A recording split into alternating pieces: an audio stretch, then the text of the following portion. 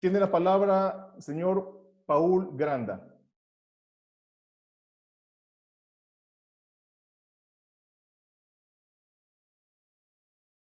César.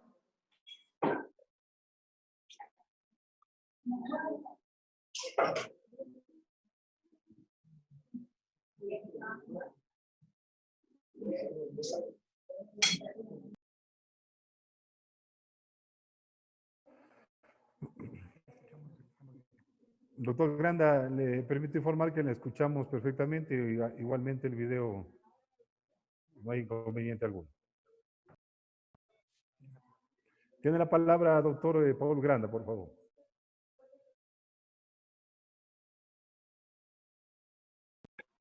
Hola. ¿Me escuchan? Sí, perfectamente, doctor. Continúe si está gentil. Perfecto. Perfecto. Permítanme nada más solamente poner el teléfono en el lugar adecuado y agradecerles por esta invitación a la comparecencia que nos ha solicitado el señor presidente de la Asamblea encargado. Estoy aquí en el Hospital de los Ceibos, les pido mil disculpas si a veces la conexión no es la mejor. Es probable que porque estamos en el último piso podamos en algún momento ver intermitencias, pero voy a procurar que se me escuche de la mejor manera y obviamente que podamos ir exponiendo lo que se nos ha solicitado. Permítanme empezar. Voy a hacerlo de manera muy breve porque creo que va a ser muy enriquecedor el hecho de que podamos conversar y sobre todo podamos escuchar algunos criterios de los señores asambleístas. La situación de la seguridad social y la situación que vive el país en la actualidad con el tema del coronavirus es una situación, como ustedes saben, de enorme complejidad.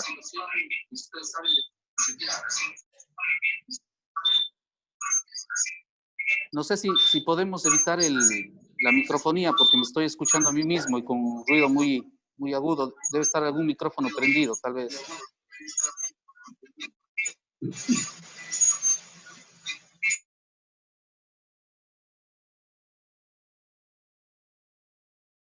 Esta presentación para que ustedes puedan apreciar un poco en el marco de la comparecencia algunos elementos importantes respecto de lo que ha representado la situación del coronavirus y cómo el Instituto Ecuatoriano de Seguridad Social ha enfrentado esta situación. Solamente permítanme tomarme 30 segundos para contarles que yo me encuentro en la ciudad de Guayaquil, estoy aquí hace algunos días, la situación es de enorme complejidad, la situación es de mucho estrés, digamos, en general, no solo para las instituciones, sino en general en la sociedad. Y creo que es fundamental, es trascendental el hecho de que nosotros podamos mantener la tranquilidad y sobre todo avanzar en los temas que son importantes que este momento son, que es superar la crisis, superar la verdadera crisis que está viviendo el país. En el caso de la ciudad de Guayaquil y la provincia de Guayas, lamentablemente el comportamiento de los contagios ha tenido una actitud ascendente, en pico, como se suele decir. Los epidemiólogos dicen que eso implica más contagios y todas las consecuencias que lleva a tener más contagios, porque más personas están en situación de vulnerabilidad y el sistema de salud se estresa, el sistema de salud no tiene condiciones para dar la atención a todas las personas. Entonces, es por eso fundamental el hecho de la medida que tomó el gobierno nacional de aislamiento, porque lo que se intenta con el aislamiento es aplanar la curva de crecimiento, que existan menos contagios o menos contagiados o menos personas en situación crítica y que el sistema de salud tenga condiciones de responder, que el sistema de salud pueda atender a todas esas necesidades. O sea, son dos razones fundamentales. Uno, el tema de que el sistema de salud pueda tener capacidad de respuesta y dos, evidentemente, que podamos tener menos personas contagiadas y las consecuencias que eso genera. Yo nada más quiero, para entrar ya en materia, sí clarificar que en el artículo 27 de la Ley de Seguridad Social, si vamos a la siguiente diapositiva, por favor, en el artículo 27 de la Ley de Seguridad Social se señalan las atribuciones que corresponden al Consejo Directivo como tal.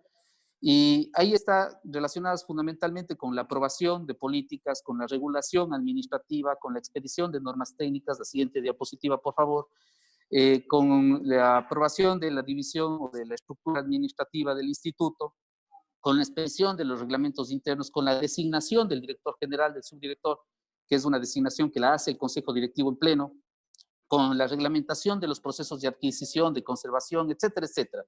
Y permítanme nada más especificar el numeral 3, en donde habla sobre la autorización de los actos, contratos, transferencias de dominio y de todas las operaciones económicas financieras que excedan la cuantía máxima autorizada al director general.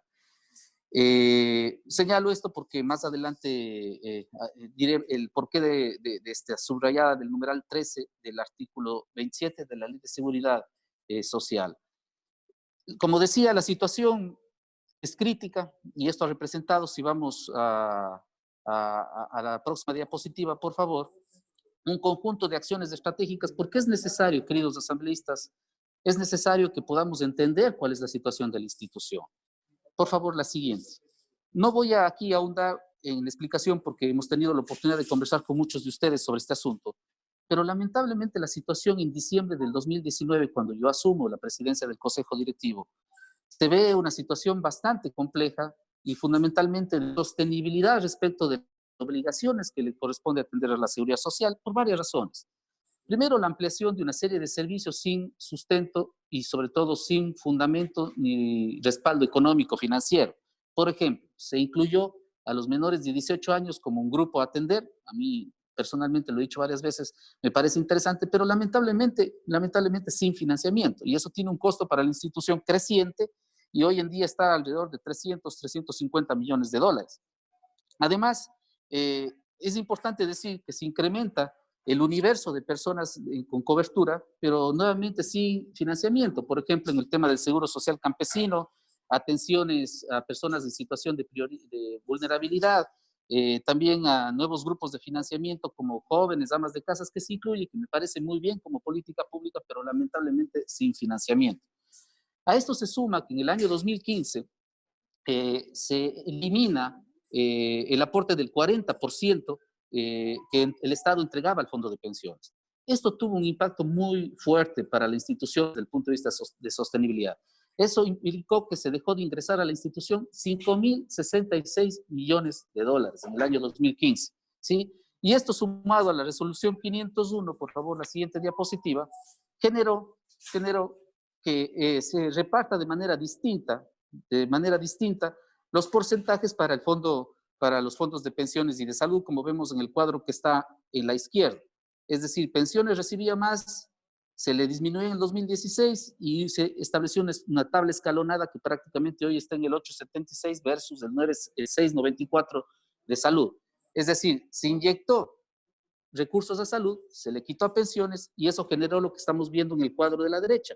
Es que nos vimos obligados como institución, ustedes recordarán, yo llego en el 2019 a la institución, en enero de 2019, de que nos toque desinvertir por año, es decir, coger de nuestros ahorros del banco 1.600 millones de dólares, 1.700 millones de dólares, 1.600 millones de dólares. ¿Sí? Entonces, es imposible, digamos, o sea, se tocó nuestros ahorros, se utilizaron nuestros ahorros, que en materia de seguridad social son fundamentales para el futuro. Si ustedes no ahorran, si nosotros no ahorramos como sistema hoy para las pensiones del futuro, se desfinancia en este caso el fondo de pensiones. Entonces, esto es importante que ustedes tengan en cuenta. La siguiente diapositiva, por favor. Entonces, la situación con la que nos encontramos nosotros es de una inminente crisis en abril del 2019. O sea, estábamos a punto de incumplir con el pago de pensiones. No teníamos la contribución del Estado, la gestión no era eficiente, las inversiones no eran rentables, nos obligó a sacar más de 5.000 millones de dólares del banco para cubrir el fondo de pensiones y obviamente ese era nuestro panorama. ¿Qué hicimos? Inmediatamente nosotros, luego de que la Corte Constitucional determina que, la siguiente diapositiva por favor, que se recupera el aporte del Estado, empezamos a gestionar estos aportes, pero además establecemos una serie de políticas de gestión óptima y transparente, ¿sí? Y de mejora en nuestra cartera de inversión. Es fundamental lo que hagamos en el banco porque es un pilar esencial, sobre todo en función de la tasa de rentabilidad para la sostenibilidad futura de la institución. Entonces, aquí logramos, en el año 2019, logramos tener un excedente de 600 millones de dólares de ahorro. Entonces, esto es fundamental.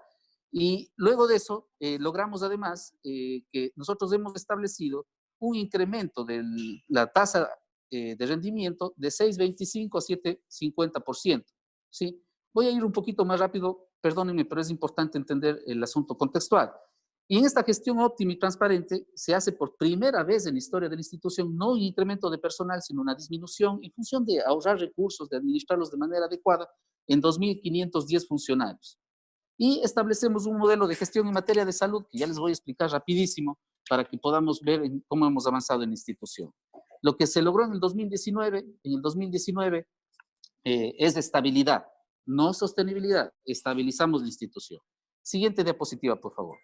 En materia de salud, para entrar en uno de los temas fundamentales, nosotros hemos implementado, siguiente diapositiva, un modelo que lo hemos denominado ProSalud. ProSalud. Se incrementó el número de puntos de atención en más de 438, el número de 399 es un número desactualizado. Esto implica más dispensarios, más unidades anidadas, prestadores externos, y eso nos ha permitido fundamentalmente lograr que en varios lugares del país podamos tener citas, sobre todo de médicos generales, al día o máximo en 48 horas. Estamos a punto de anunciarlo de manera pública, lamentablemente se suscitó la crisis del coronavirus. El otro eje ha sido el de ProSalud en territorio. Hemos desplegado brigadas que han dado atenciones tanto en el sector rural como urbano a la gente, y que es importante, ahí están las cifras, más de 61,000 en el sector urbano y más de 31,000 atenciones de ProSalud en territorio. Hemos implementado médico a domicilio, que esto es importante decirlo. En Quito es realmente un que está dando mucho impacto para personas de más de 65 años. Usted llama al 140, el médico va a su casa y le lleva medicamento, le atiende y le da la atención adecuada. Y lanzamos este proyecto, ¿no? Digamos, todavía no está 100% publicitado en la ciudad de Guayaquil. Justo la semana pasada estamos haciendo las pruebas, pero ya hemos hecho 133 atenciones. En materia del Seguro Social Campesino, hemos repotenciado 46 dispensarios del Seguro Social Campesino y está en planificación repotenciar más. Insisto, con la situación del coronavirus muchas cosas han cambiado, y también hemos priorizado la atención a grupos vulnerables. Primero, garantizando su pago puntual en cuanto a pensiones jubilares, más allá de la situación crítica. Implementamos sistemas tecnológicos para que sea más fácil para los jubilados hacer sus trámites en línea, y hemos mejorado sus centros de adulto mayor, estos centros activos que yo no sé si ustedes conocen, hay varios a nivel nacional y que efectivamente les da un conjunto de servicios. Siguiente, por favor. La siguiente diapositiva muestra la evolución de los afiliados entre el 2018 y 2020. ¿Por qué es importante para nosotros esto? Porque nos permite mantener los ingresos de la institución, que nos permite sostener el pago de pensiones jubilares. ¿Sí? Más allá de la desaceleración económica en el año 2019, con las políticas que nosotros planteamos anticíclicas, nos permitió tener más afiliados, por lo tanto, mantener los ingresos de la institución. Este es un dato importantísimo que vale la pena tener en cuenta. Siguiente, por favor. Hay elementos importantes en los que hemos trabajado, como por ejemplo el tema de transparencia.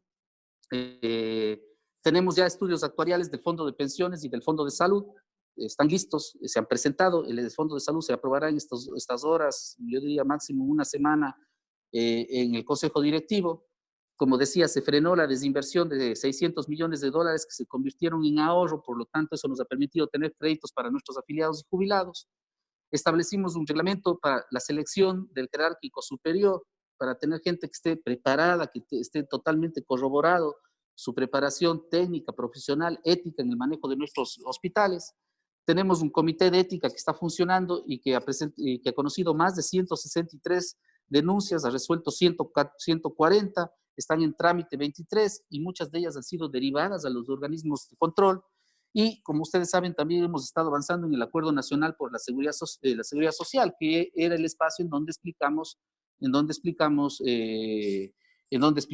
el tema de la necesidad de generar medidas de carácter estructural para que la seguridad social se sostenga en el futuro. Como les decía, estimados asambleístas, los encontramos, para los que están ingresando hoy a este chat, a esta videoconferencia. Yo estoy en el Hospital Ceibos, que es el Hospital Centinela, que está atendiendo los casos de coronavirus. Aquí estoy yo, perdón, me he tomado aquí un espacio, un rincón para poder comunicarme con ustedes, y estábamos recorriendo siempre el hospital, vigilando que las cosas estén adecuadas, pero fundamentalmente estaba también camino ya al Teodoro Maldonado. La siguiente diapositiva, por favor. Rápidamente les comento, en el 2019, precisamente producto de este ahorro, de esta gestión más eficiente desde el punto de vista financiero, colocamos en créditos hipotecarios 610 millones, es decir, 12.600 personas pudieron acceder a su casa propia. En créditos quirografarios, 2.900 millones, que permitieron 2.476.000 operaciones. Y en créditos quirografarios, este último crédito que lanzamos de emergente, hemos logrado colocar al día de hoy, en más o menos 5 días, 12 millones de dólares, 18.000 personas beneficiadas por este crédito emergente que lanzamos desde el 23 de marzo, 23-24 de marzo. Vamos, por favor, a la siguiente diapositiva. Este es el resumen, digamos, de las operaciones que se han realizado. No quiero alargarme. Voy avanzando, Pavel, no se preocupe. Voy a precisamente algunos temas que nosotros tenemos preocupaciones. A ver, el contrato de insumos para emergencia, que entiendo y había conversado con el señor presidente de la Asamblea, era una de sus preocupaciones. De lo que yo me he informado y de la solicitud que hemos hecho, en este caso a la administración, que lo ejerce el director general o la dirección general de la institución, se cumplió con los siguientes pasos. Vamos a la siguiente diapositiva, por favor, para poder ir observando. Siguiente, por favor. Primero, se presenta un conjunto de informes técnicos en donde se solicita la declaratoria de emergencia y adquisiciones para las unidades médicas de Seguro Social, que este es un tema fundamental. Segundo, se emite una declaratoria de emergencia con una resolución administrativa del 17 de marzo, en donde de alguna manera se combina dos sistemas para el proceso de adquisición. Por un lado, un sistema descentralizado y por otro lado, un sistema que nos permita concentrar la compra en función de encontrar algunas ventajas que se puedan dar de una compra centralizada. Luego se emite una disposición para efectuar compras centralizadas a través de la Subdirección de Salud, Subdirección Nacional de Compras Públicas, tal cual como le decía, esto es con fecha 20 de marzo. Luego viene la formulación de la necesidad por parte de la área requirente de las compras y fundamentalmente viene del órgano especializado. Y el órgano especializado es el Seguro Social o el Seguro, General de Salud Individual. Quien determina las condiciones técnicas de los elementos, de los insumos médicos que se van a comprar es la Dirección de Salud. Luego se da una emisión de certificación de disponibilidad de recursos.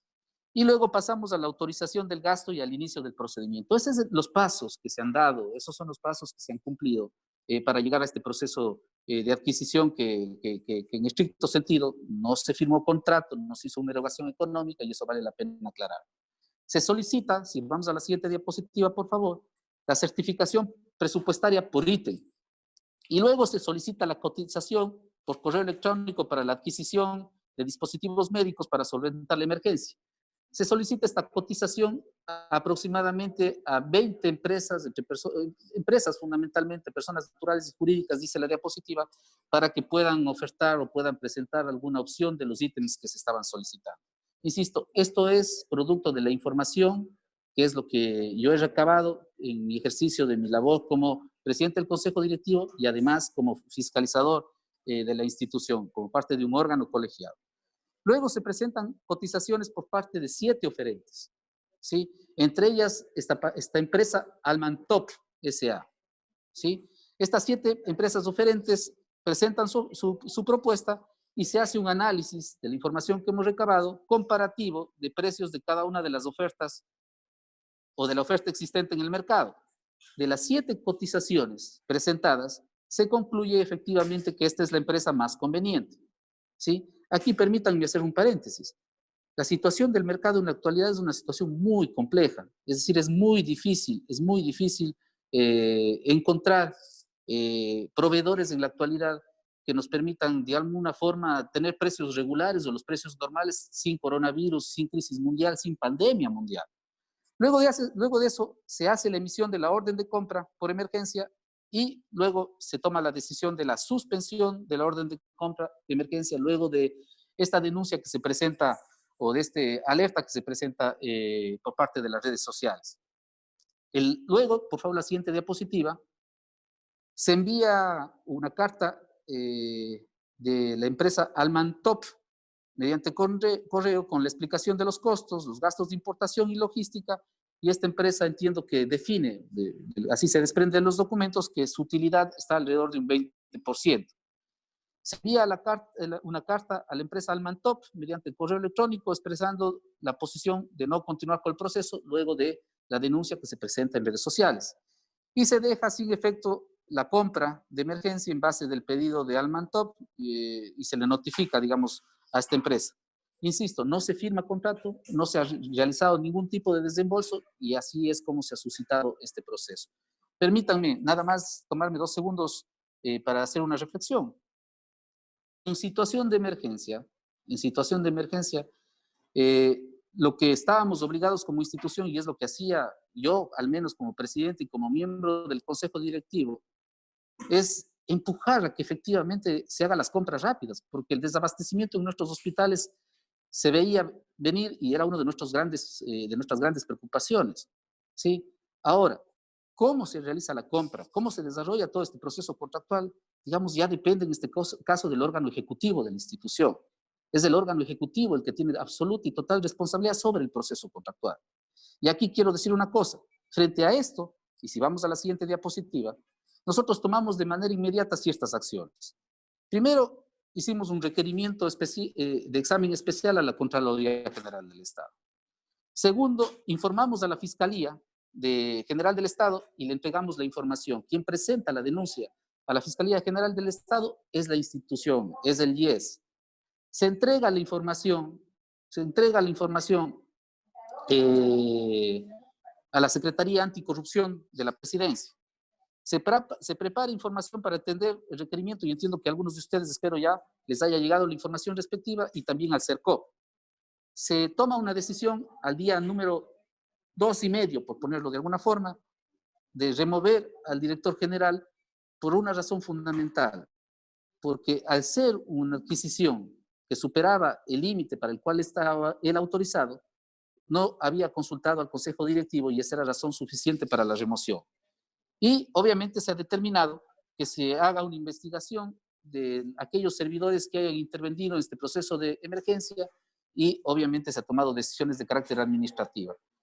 El director general fue removido, también fue removida la directora de servicios corporativos y la directora nacional de contratación pública, ¿sí?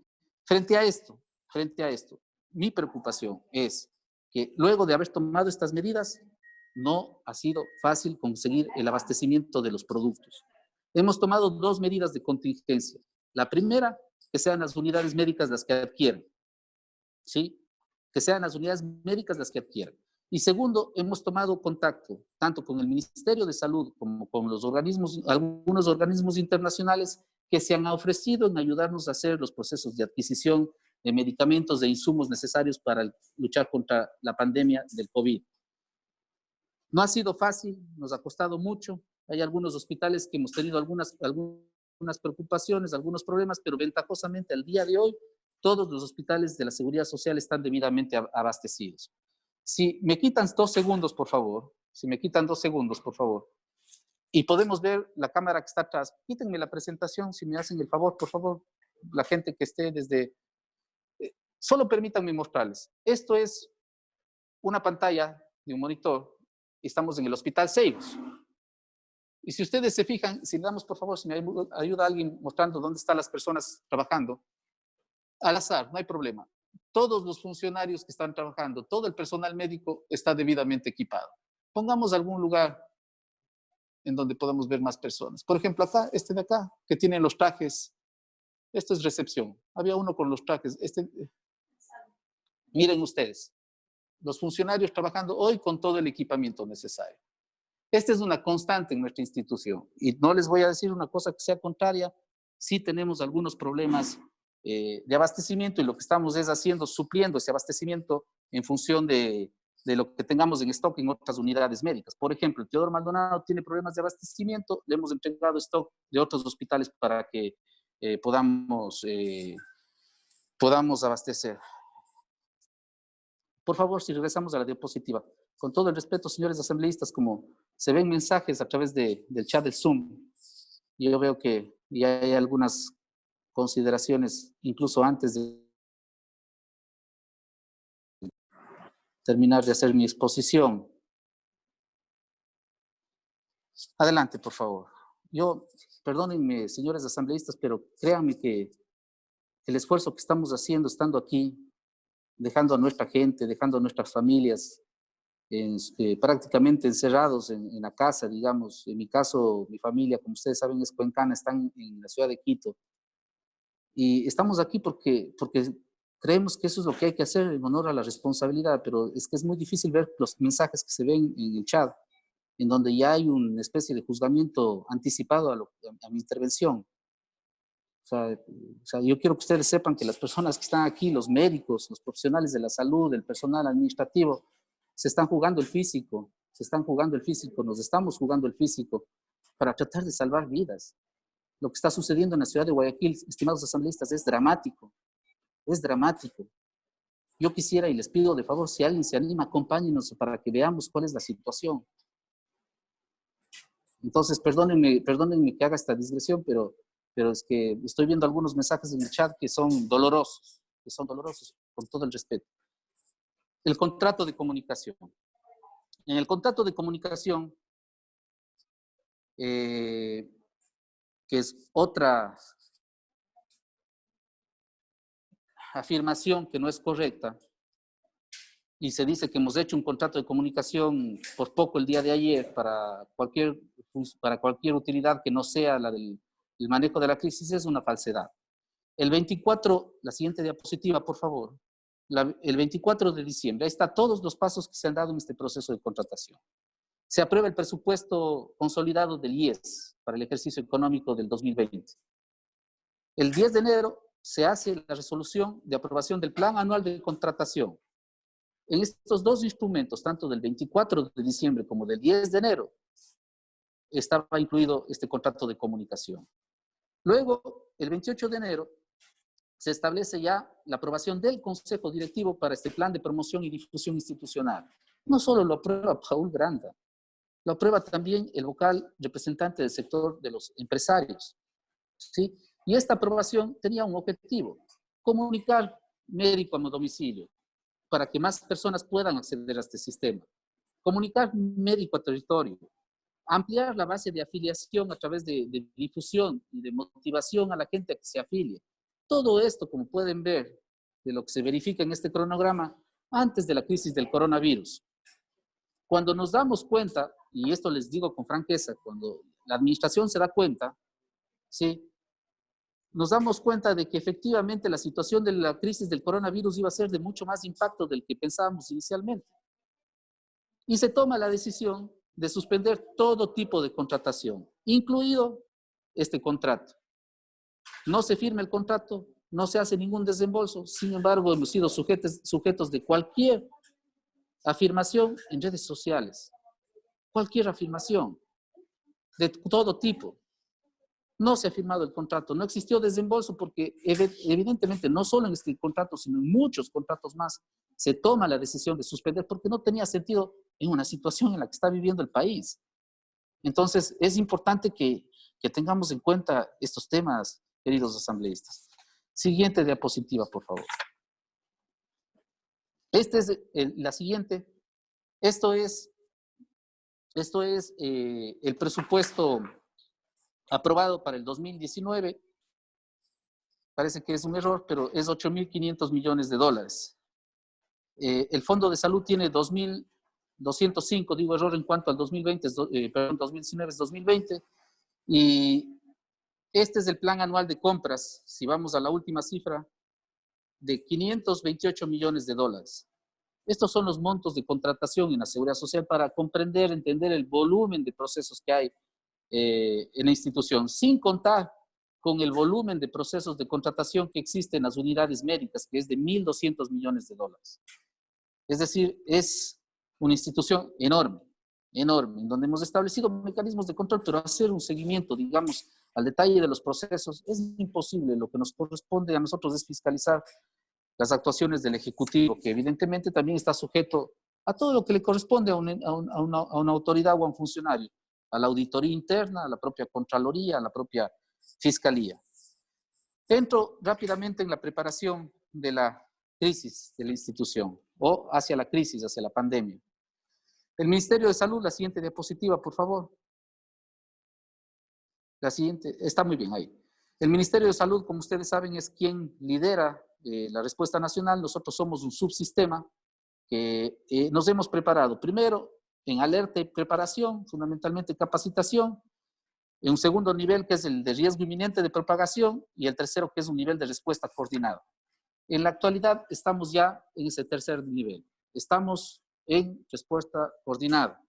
Aquí hemos desarrollado, si vemos la siguiente diapositiva, en la institución una estrategia de prevención del contagio, una estrategia de educación continua, una estrategia de atención integral y planes de expansión que ya les voy a explicar por qué es importante que esto se vea. Vamos a la siguiente, por favor.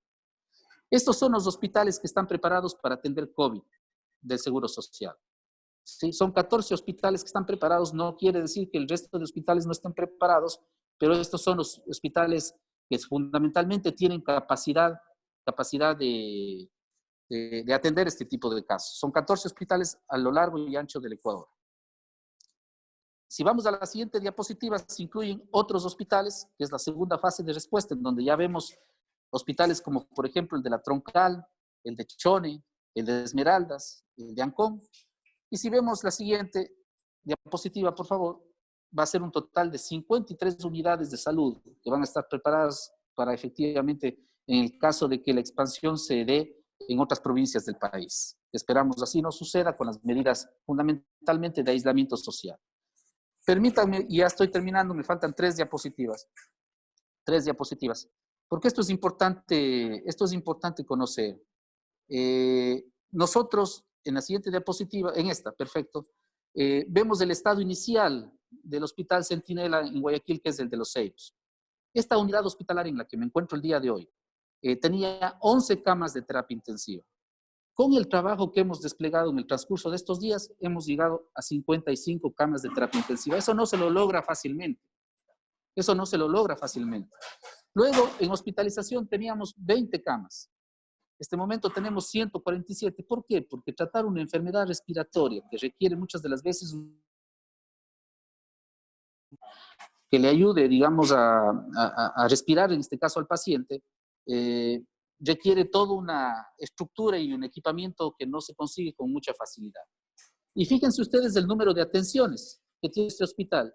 Este hospital ha llegado el 31 del mes pasado, el 31 de marzo, a dar 1.022 atenciones en emergencia. 1.022 atenciones en emergencia, fíjense ustedes. Este plan de expansión no se detiene ahí. Esperamos llegar a 10 más en materia de terapia intensiva y al menos unas 100 camas más en materia de hospitalización. En este hospital en el que me encuentro hoy, que es el caso del hospital de los...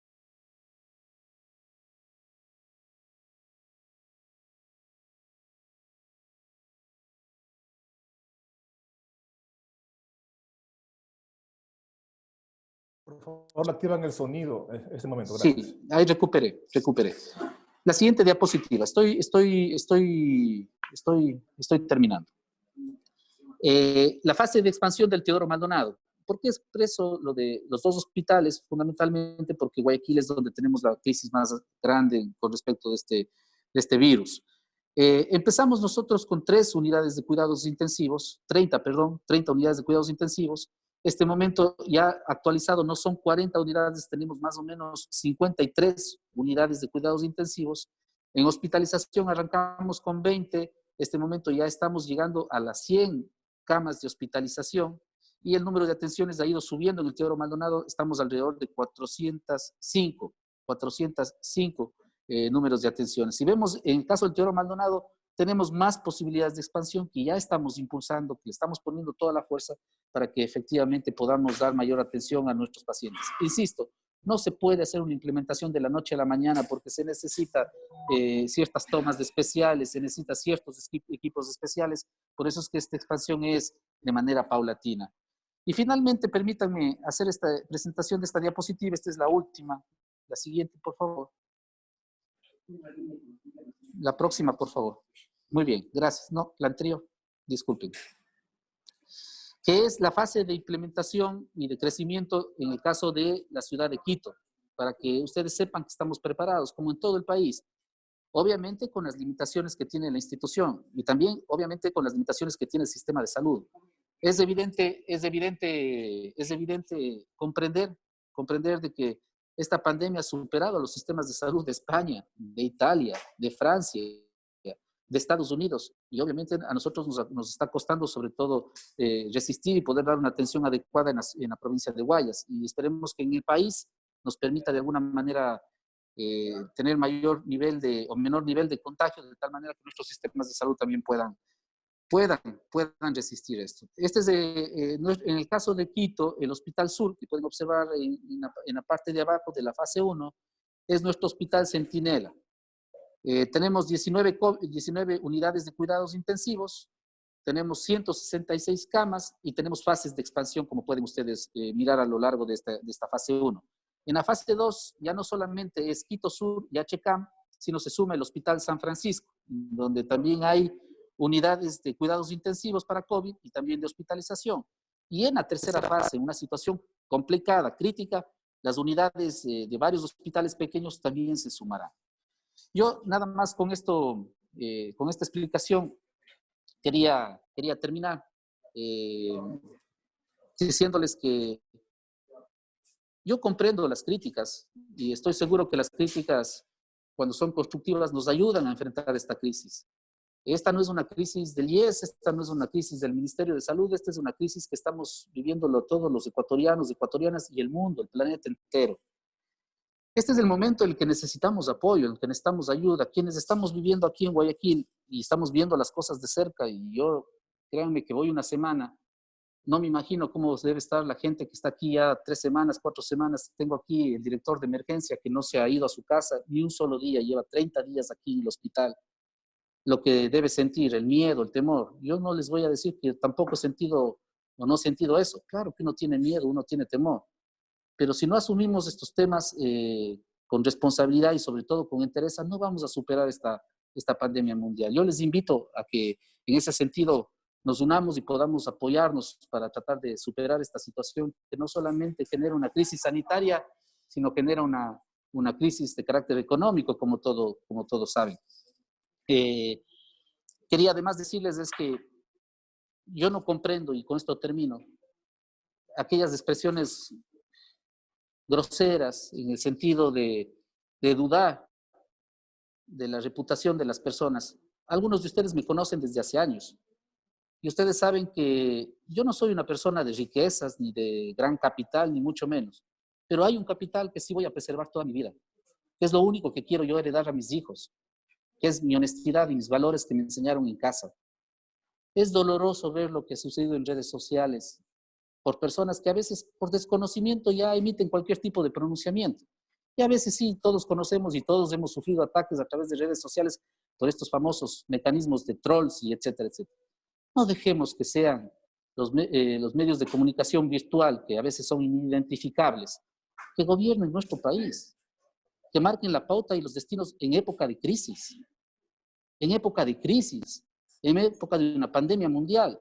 Los funcionarios estamos a expensas, por supuesto, de ser criticados y que nos digan cosas, sí, pero no podemos arrastrar a las personas en función de lo que creemos sin que tengamos los argumentos suficientes. Yo les puedo decir una cosa,